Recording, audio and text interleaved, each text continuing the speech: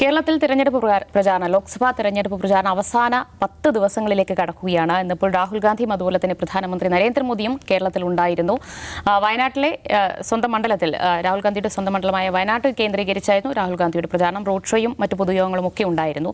തൃശ്ശൂരും തിരുവനന്തപുരവും ലക്ഷ്യമിട്ടാണ് മോദി എത്തിയിട്ടുള്ളത്. തൃശ്ശൂരിൽ വലിയ പ്രസംഗമൊക്കെ മോദി ഗ്യാരണ്ടിയൊക്കെ പറഞ്ഞ് നരേന്ദ്രമോദി മണിക്കൂറുകൾ നീണ്ട പ്രസംഗമൊക്കെ കാഴ്ചവെച്ചിട്ടുണ്ട്. എന്തായാലും അവിടെ എത്തിയപ്പോൾ മോദി പറഞ്ഞ വാക്കുകൾ ഇങ്ങനെയായിരുന്നു.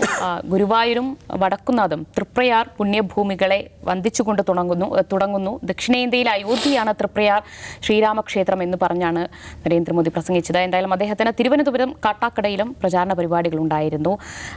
തീർത്തും കേന്ദ്രത്തിന്റെ അജണ്ട BJP RSS അജണ്ട നടപ്പിലാക്കുന്ന തരത്തിൽ കേരളത്തിൽ CPM-നെയും കോൺഗ്രസിനെയും ഒക്കെ ലക്ഷ്യം വെച്ചാണ് മോദി പ്രസംഗിച്ചിട്ടുള്ളത്. അത് എത്ര കണ്ട കേരളത്തിൽ ഫലം കാണും എന്ന് നോക്കാം. നൗസറിന് എന്ത് തോന്നുന്നു മോദിയുടെ പ്രചാരണ പരിപാടികളൊക്കെ കേൾക്കുമ്പോൾ? കൃത്യമായൊരു വർഗീയ അജണ്ട ലക്ഷ്യമിട്ടുകൊണ്ടുള്ള ഒരു വാക്കുകളായിരുന്നു അദ്ദേഹത്തിൻ്റെത്. ഞാൻ അതിനേക്കാളെ എനിക്ക് ശരിക്കും ഇത് ഭയങ്കര എന്താണ് കൗതുകം, ക്യൂരിയോസിറ്റിയാണ് ഉണ്ടാക്കുന്നത്. ഇപ്പോൾ തൃശ്ശൂർ അദ്ദേഹം 2ാമത്തെ തവണയാണ് വരുന്നത്. അതെ, നമ്മുടെ പ്രധാനമന്ത്രി ഇന്ന് വന്നത് തൃശ്ശൂർ ജില്ലയിലാണ്, തൃശ്ശൂർ മണ്ഡലത്തിലല്ല. കുന്നംകുളം എന്ന് പറയുന്നത് ശരിക്കും ആലത്തൂർ മണ്ഡലത്തിൻ്റെ ഭാഗമാണ്. പക്ഷേ നമുക്ക് ഈ ഇലക്ഷൻ സീസൺ ആയതിനു ശേഷം അദ്ദേഹം തൃശ്ശൂർ ജില്ലയിലെ 2ാമത്തെ റാലിയിലാണ് പ്രസംഗിക്കുന്നത്. ആദ്യം നാരി ശക്തി റാലിയിൽ വരുന്നു. അന്ന് സുരേഷ് ഗോപിയുടെ അതെ, അങ്ങനെ 3 തവണ വന്നു അദ്ദേഹം ഈ ഇലക്ഷത്തിൽ. ഇത് എന്ത് കണ്ടിട്ടാണെന്നാണ് എനിക്ക് മനസ്സിലാത്തത്. തൃശ്ശൂർ ഞാനിങ്ങ് എടുക്കുക എന്ന് SGG പറഞ്ഞത് വിശ്വസിച്ചോ? അങ്ങനെ വല്ലതും ആണോ? വേറെ ചില ആളുകൾ സോഷ്യൽ മീഡിയയിലൊക്കെ ചെയ്യുന്നുണ്ട്. ഇവിടെ EVM പരിപാടിയെക്കുറിച്ച് പലരും പറയുന്നുണ്ടല്ലോ. അപ്പോൾ EVM പരിപാടി എല്ലായിടത്തും നടപ്പിലാക്കുന്നു ഈ വിമർശകർ പോലും പറയുന്നില്ല. ചില നിശ്ചിത ഇടങ്ങളിലാണ്.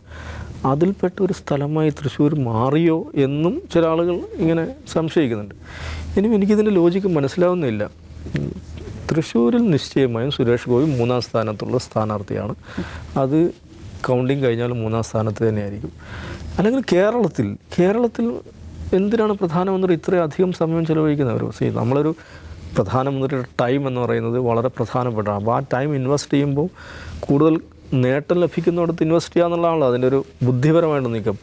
അപ്പോൾ കേരളത്തിൽ ഇത്രയധികം വരുന്നു. തമിഴ്നാട്ടിൽ എനിക്ക് തോന്നുന്നു ഒരു ഡസനിലധികം റാലികൾ അദ്ദേഹം അറ്റൻഡ് ചെയ്ത് കഴിഞ്ഞു. അപ്പോൾ നോർത്ത് ഇന്ത്യ സമ്പൂർണ്ണമായി പിടിച്ച് ഇനിയിപ്പോൾ സൗത്ത് ഇന്ത്യ മാത്രമേ ബാക്കിയുള്ളൂ.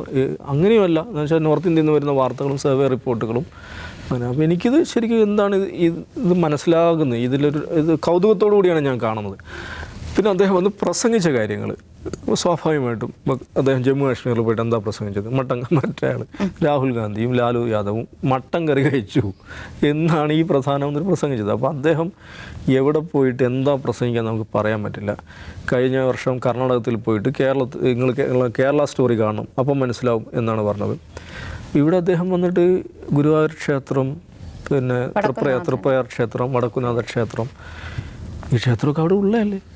എത്ര കാലമേ അവിടെ ഉള്ളതാണ്. അപ്പോൾ അതൊക്കെ എന്തിനാണ് പ്രധാനമന്ത്രി ക്ഷേത്രങ്ങളെക്കുറിച്ചൊക്കെ തെരഞ്ഞെടുപ്പ് റാലിയിൽ പ്രസംഗിക്കുന്നതെന്ന് വെച്ചാൽ അദ്ദേഹം എന്ത് പ്രസംഗിച്ചാലും തെരഞ്ഞെടുപ്പ് കമ്മീഷൻ ഇടപെടില്ല, അത് വേറെ വിഷയം. ഈ പറയുന്ന ഹിന്ദു വികാരത്തെ ഉണർത്തുക എന്നുള്ളതായിരിക്കും. പക്ഷെ അതിൽ BJP മനസ്സിലാക്കേണ്ട ഒരു കാര്യം, കേരളത്തിൽ നന്ന് ചുരുങ്ങിയത് കേരളത്തിൻ്റെ ഒരു ഡെമോഗ്രഫി വെച്ചിട്ട് ഹിന്ദു വികാരത്തെ മാത്രം ഉണർത്തിയത് കൊണ്ട് കേരളത്തിൽ നേട്ടം ഉണ്ടാകും, പക്ഷേ ജയിക്കാൻ പറ്റില്ല. ആ ത്രഷോൾഡ് കടക്കണമല്ലോ, അത് നടക്കില്ല. BJP എന്തിനാണ് ഇവരിങ്ങനെ ഈ പ്രധാനമന്ത്രിയെ കഷ്ടപ്പെടുത്തുന്നത്? അദ്ദേഹത്തെ പല്ലവും പറഞ്ഞ് തെറ്റിദ്ധരിപ്പിച്ചതാണോ? ഏതാണ്ടൊക്കെ സെറ്റായി, നിങ്ങൾ വന്ന് പ്രസംഗിച്ചാൽ കിട്ടും, ബാക്കിയൊക്കെ അങ്ങോട്ട് മറിയും എന്ന് പറഞ്ഞ് അദ്ദേഹത്തെ തെറ്റിദ്ധരിപ്പിച്ചതാണോ എന്താണെന്ന് എനിക്കറിയില്ല. യെസ്, നിഷാദി 3-4 തവണയൊക്കെ എത്തുന്നു, തൃശ്ശൂരിലെത്തുന്നു. തൃശ്ശൂരും തിരുവനന്തപുരം ഒക്കെ അങ്ങ് പോരും എന്നാണോ BJP കണക്ക് കൂട്ടുന്നത്, അല്ലെങ്കിൽ നരേന്ദ്രമോദി കണക്ക് കൂട്ടുന്നത്? തൃശ്ശൂരിന് അവർ കേരളത്തിൽ മാർക്ക് ചെയ്തിരിക്കുന്ന ഏറ്റവും പ്രധാനപ്പെട്ട മണ്ഡലമാണ് തൃശ്ശൂർ. പക്ഷേ വളരെ പെട്ടെന്നുണ്ടായ ചില ഡെവലപ്മെൻറ്റ്സിലൂടെ അവരുടെ പ്രതീക്ഷകൾ വളരെ താഴെ പോയതാണ്. കേരളത്തിലെ നേതാക്കളെ എടുത്താൽ അവർക്ക് തൃശ്ശൂരിൽ എന്താണ് സംഭവിച്ചിരിക്കുന്നത് എന്ന കാര്യത്തിൽ ഏതൊരു വ്യക്തത വന്നിട്ടുണ്ട്. മോദിയുടെ ടീമിനും കൂടി ആയിരിക്കണം ഇതിനകത്ത് വ്യക്തത വരാനുള്ള കാര്യം. ഇപ്പം നേരത്തെ ദാവൂസായി പറഞ്ഞ പോലെ കേരളത്തിൽ വന്നിട്ട് ഞാൻ കേരളത്തിലെ പ്രധാനപ്പെട്ട 3 ക്ഷേത്രങ്ങളെ ഇതാ നമിച്ചുകൊണ്ട് തുടങ്ങുന്നു എന്ന് പ്രസംഗിച്ചാലുള്ള ഗുണം എന്താണ് എന്ന് നമുക്ക് മനസ്സിലാവുന്നില്ല. ഒന്നാമത്തെ കാര്യം, ഹിന്ദുക്കൾ ആകെ ഉണർന്നാൽ ജയിക്കുമോ എന്നുള്ള ക്വസ്റ്റിന് മുമ്പ് തന്നെ ഇത് പ്രസംഗിച്ചാൽ കേരളത്തിലെ ഹിന്ദുക്കൾ ഉണരുമോ എന്ന ചോദ്യം ഉണ്ടല്ലോ. കാരണം മോദി വന്നു, നമ്മുടെ ക്ഷേത്രത്തെക്കുറിച്ച് നല്ലത് പറഞ്ഞു, എന്നാൽ ഉണർന്നേക്കാം എന്ന് വിചാരിക്കുന്ന ഹിന്ദുക്കളല്ല.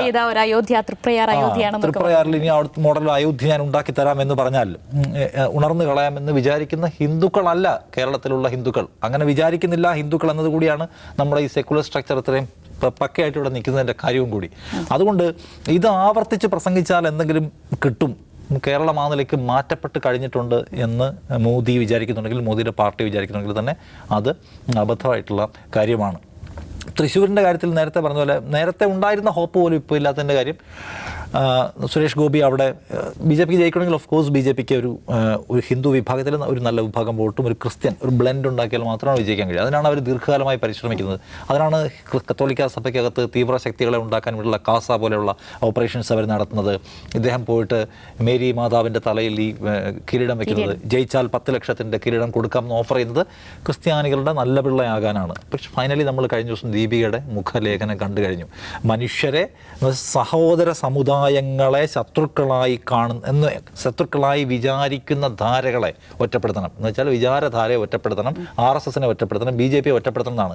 ഈ രാജ്യത്ത് ഉയർന്നു വന്നിരിക്കുന്ന വിലക്കയറ്റത്തെയും ജനാധിപത്യ പ്രശ്നങ്ങളെയും ഒപ്പം അഴിമതിക്കെതിരായിട്ടുള്ള നിഴൽ യുദ്ധങ്ങളെയുമാണ് നമ്മൾ ഈ തെരഞ്ഞെടുപ്പിൽ വിഷയമാക്കേണ്ടത്, വെറുപ്പല്ല എന്ന് കത്തോലിക്ക സഭ ക്ലാരിഫൈ ചെയ്ത് കഴിഞ്ഞു. എന്ന് വെച്ചാൽ ഞങ്ങൾ BJPക്ക് വോട്ട് ചെയ്യാൻ ഉദ്ദേശിക്കുന്നില്ല എന്ന് വ്യക്തത വരുത്തി കഴിഞ്ഞു. കാരണം സുരേഷ് ഗോപി എന്ന് വെച്ചാൽ എന്താണ്, എല്ലാ മോശം കാര്യങ്ങളും ചെയ്തിട്ട് സ്നേഹത്തിൻ്റെ കപടനാടകമാടുന്നവരെ തിരിച്ചറിയണം. സുരേഷ് ഗോപിയാണ് ഈ തെരഞ്ഞെടുപ്പിൽ ഏറ്റവും കൂടുതൽ നാടകം കളിക്കുന്നതെന്ന് നമുക്കറിയാം. അപ്പോൾ അതുകൊണ്ട് BJPയുടെ ആ നിലയ്ക്കുള്ള സാധ്യതകൾ അവിടെ അവസാനിച്ച് കഴിഞ്ഞതാണ്. മോദി വന്ന് പ്രസംഗിച്ചുകൊണ്ട്, മോദി ഇതിന് മുമ്പും പല മണ്ഡലങ്ങളിൽ വന്ന് പ്രസംഗിച്ചിട്ടുണ്ട്. മോദി കർണാടകയിൽ പോലും വന്ന് പ്രധാനപ്പെട്ട മണ്ഡലങ്ങളിൽ പ്രസംഗിക്കുകയും അവിടെ എല്ലാവരും തോറ്റുപോവുകയും ചെയ്തിട്ടുണ്ട്. അതുകൊണ്ട് മോദി വന്ന് പ്രസംഗിക്കുക, മോദി വന്നാൽ തൂത്തുമാരാം എന്ന് പറയുന്നതൊക്കെ സൗത്തിൽ ഒരു കാര്യമില്ലാത്ത കാര്യമാണ്. കേരളത്തിൻ്റെ കാര്യം മാത്രമല്ല, സൗത്തിൽ കഴിഞ്ഞ കർണാടക നിയമസഭാ തെരഞ്ഞെടുപ്പിൽ ബാംഗ്ലൂരിലെ നഗരമണ്ഡലങ്ങളിൽ മോദി വന്ന് പല മണ്ഡലങ്ങളിൽ കൃത്യമായി ലിസ്റ്റ് ചെയ്ത് പ്രസംഗിച്ചു. അവിടെയെല്ലാം അവർ വൃത്തിയായി തോറ്റുപോവുകയാണ് ചെയ്തത്. അതുകൊണ്ട് അങ്ങനെ ഒരു സെല്ല് ചെയ്യാൻ പറ്റിയ ഐറ്റമൊന്നുമല്ല മോദി എന്ന് പറയുന്ന കാര്യം. അതിൻ്റെ ഫാക്ടേഴ്സ് ഉണ്ടാവണം. ആ ഫാക്ടേഴ്സ് എടുത്ത് പരിശോധിച്ച് നോക്കുമ്പോൾ തിരിച്ചടിയാണ്. പിന്നെ ഒരു കാര്യം, നമ്മുടെ മാധ്യമങ്ങൾക്ക് പോലും ഒരു ഞെട്ടല്ല. അദ്ദേഹം വന്ന് പ്രസംഗിക്കുന്നത് ഒരു പ്രത്യേക കമ്മ്യൂണിറ്റിയെ പ്ലീസ് ചെയ്യിക്കുന്ന തരത്തിൽ വളരെ തുറന്ന പ്രസംഗം നടത്തുകയാണ്. ഈ അമ്പലങ്ങളെ ഞാൻ നമിച്ചുകൊണ്ട് തുടങ്ങുന്നു, ഞാൻ ഈ അമ്പലങ്ങളെയെല്ലാം വലിയ നഗരമാക്കാൻ പോവുകയാണ് എന്നൊക്കെ പറയുന്നത് തെരഞ്ഞെടുപ്പ് ചട്ടത്തിൻ്റെ നഗ്നമായ ലംഘനമല്ലേ? അങ്ങനെയാണോ പ്രസംഗിക്കാൻ പാടുള്ളത്? നമ്മുടെ കേരളത്തിലെ ഏതെല്ലാം മണ്ഡലങ്ങളിലെ തെരഞ്ഞെടുപ്പ് വിജയവുമായി ബന്ധപ്പെട്ട കേസുകൾ ഉണ്ടായിട്ടുണ്ട്. വർഗീയ പ്രീണനം നടത്തി എന്ന് പറഞ്ഞ് ഹൈക്കോടതിയിലും സുപ്രീം കോടതിയിലും ഇപ്പോഴും കേസ് കിടപ്പുണ്ട്. അതിൻ്റെ ശരിക്കും വളരെ തുറന്ന ഉദാഹരണമാണ് ഇപ്പം മോദി ചെയ്തുകൊണ്ടിരിക്കുന്നത്. മോദി ഈ ചെയ്യുന്നത് മോശമാണ് എന്ന് പറയാൻ മീഡിയയ്ക്ക് പോലും കഴിയുന്നില്ല, തെരഞ്ഞെടുപ്പ് കമ്മീഷൻ ഒട്ടുമേ ചെയ്യുന്നില്ല. മോദി എന്ത് വർഗീയത പ്രസംഗിച്ചാലും മോദിയുടെ വളരെ തന്ത്രപരമായ ഹിന്ദുത്വ കാർഡ് എന്നുള്ള ഒരു വാചകത്തിന് താഴെ ഏത് വർഗീയതയും ചേർത്ത് വയ്ക്കാൻ കഴിയുന്ന തരത്തിൽ നമ്മുടെ മാധ്യമങ്ങൾ പോലും അതിനോട് സാധാരണമാക്കപ്പെട്ട് കഴിഞ്ഞു. ഇതാണ് കാണേണ്ട കാര്യം. ഇപ്പോൾ എല്ലായിടത്തും ഒരു മതത്തിന് വേണ്ടി ഒരു മതസമൂഹത്തിൻ്റെ സന്യാസി ശ്രേഷ്ഠനെ പോലെ അദ്ദേഹം പ്രസംഗിക്കുകയാണ്. പ്രധാനമന്ത്രിയെ പോലെയല്ല, ഒരു രാഷ്ട്രീയ നേതാവിനെ പോലെയല്ല. നമ്മുടെ ഇന്ത്യൻ ജനാധിപത്യം നിർവികാരമായിട്ട് ഈ സംഗതിയെ നോക്കി നിൽക്കുകയാണ്. ആ പ്രശ്നമുണ്ട്. പിന്നെ പ്രസംഗിക്കാൻ കഴിയുന്ന ഇതൊക്കെ ഉള്ളൂ. കാരണം ഈ മോദിക്ക് ഗ്യാരണ്ടി ഇനി ഇവിടെ പ്രസംഗിക്കാൻ കഴിയില്ല. കാരണം ഗ്യാരണ്ടി നമ്മളിപ്പോൾ കാണുന്നു, അതായത് വടക്ക് കിഴക്കൻ സംസ്ഥാനങ്ങളിൽ സമാധാനം ഉറപ്പുവരുത്താൻ ഈ സർക്കാർ പ്രതിജ്ഞാബദ്ധം. അപ്പോൾ മണിപ്പൂരിലെ മനുഷ്യർ ഹായ് ഹലോ ജി വിളിക്കുന്നുണ്ട്. കാരണം അവർക്ക് അവിടെ സ്വസ്ഥതയും നരകയാതന അനുഭവിക്കുകയാണ് കഴിഞ്ഞ എത്രയോ മാസങ്ങളായിട്ട്. പെട്രോളിൻ്റെ വില കുറയ്ക്കും ഞങ്ങളെന്ന്. അപ്പോൾ ഇത്രയും 10 വർഷം കുറയ്ക്കേണ്ടതാണ്, നികുതി കുറയ്ക്കുമെന്ന്. ഈ നികുതി കയറ്റി വെച്ച് ക്രൂഡ് ഓയിലിൻ്റെ വില അന്താരാഷ്ട്ര തലത്തിൽ കുറയുമ്പോൾ ഇവിടെ എക്സൈസ് ഡ്യൂട്ടി കയറ്റി വെച്ച് അതിൻ്റെ പൈസയുടെ ഗുണം സാധാരണക്കാരന് കിട്ടരുത് എന്ന് ദുർവാശി പിടിച്ച സർക്കാരാണ്. ആ സർക്കാർ പറയാണ് പെട്രോൾ വില കുറയ്ക്കുമെന്ന്. എന്താ ഇപ്പോൾ ഇത്രയും വലിയ മെജോറിറ്റിയുള്ള സർക്കാരിന് കുറച്ചുകൂടി. ഈ ഗ്യാരണ്ടി തട്ടിപ്പാണ് എന്ന് ജനത്തിന് മനസ്സിലായിട്ടുണ്ട്. മോദിക്ക് ഗ്യാരണ്ടി ഉറക്കെ പലയാവർത്തി വിളിച്ച് പറഞ്ഞുകൊണ്ട് ഒരു കാര്യമില്ല. അല്ലാതെ തന്നെ ശ്രീധരൻപിള്ള കഴിഞ്ഞ തവണ ഇതിനു മുമ്പ് പറഞ്ഞ ഒരു സ്റ്റേറ്റ്മെൻറ്റ് ഇപ്പോൾ സോഷ്യൽ മീഡിയയിൽ ഓടുന്നുണ്ട്. അതായത് തെരഞ്ഞെടുപ്പ് വാഗ്ദാനങ്ങളൊക്കെ ചുമ്മാ തമാശയല്ലേ, അതൊക്കെ നമ്മളിങ്ങനെ പലതും പറയാം, നടക്കുന്ന കാര്യമല്ല എന്ന്. പെട്രോൾ വില വർധനയെക്കുറിച്ച് ചോദിക്കും, അമിത്ഷാ തന്നെ ഇത് പറഞ്ഞിട്ടുണ്ട്.